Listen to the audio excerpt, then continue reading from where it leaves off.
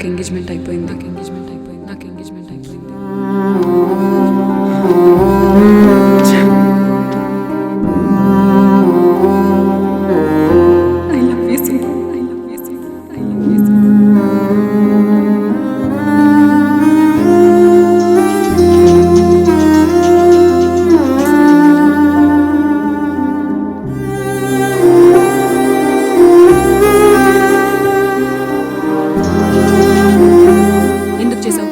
గౌతమి ఒకసారి నేను చెప్పేది ఎందుకలా ఫోన్ కట్ చేస్తున్నావు? ప్లీజ్ నా మాట విను.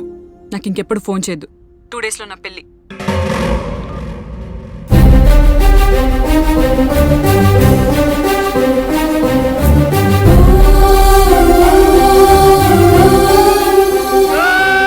అన్నయ్యని ఎప్పుడూ ఆ స్థితిలో చూడలేదు. ఎంతో మెచ్యూర్డ్గా ఉన్నవాడిని కూడా ప్రేమ పిచ్చోడిని చేస్తుందని ఆ రోజు తెలిసింది. గౌతమికి పెళ్ళైపోతుందనే మాటని అన్నయ్య తట్టుకోలేకపోయాడు. చేతికొచ్చిన సినిమా ఛాన్స్ ఎక్కడ చేజారిపోతుందోనని ప్రొడ్యూసర్ని కలిసి మూవీ తొందరలోనే స్టార్ట్ చేద్దామన్నారు అనే గుడ్ న్యూస్ని అన్నయ్యకు చెప్దామని తిరిగి వస్తుంటే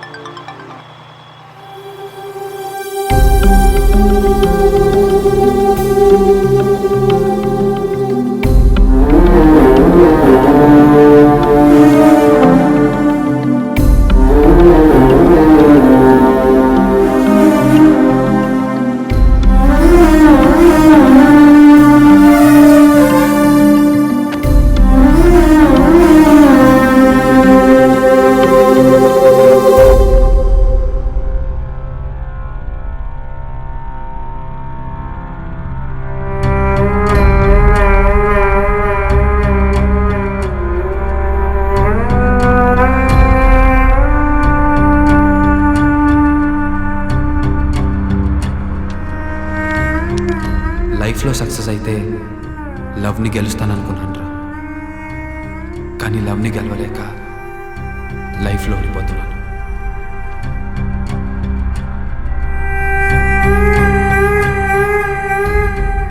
తను నాకు ఇంకా లేదు అని తెలిసాక జీవితంలో ఏదో కోల్పోతున్నట్లు కాదురా, జీవితాన్ని కోల్పోతున్నట్లు అనిపించింది.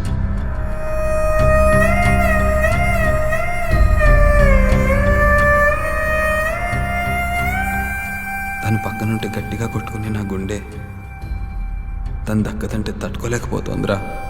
నీ జీవితం నాలా కాకూడదు. I miss you bro. Backup backup backup.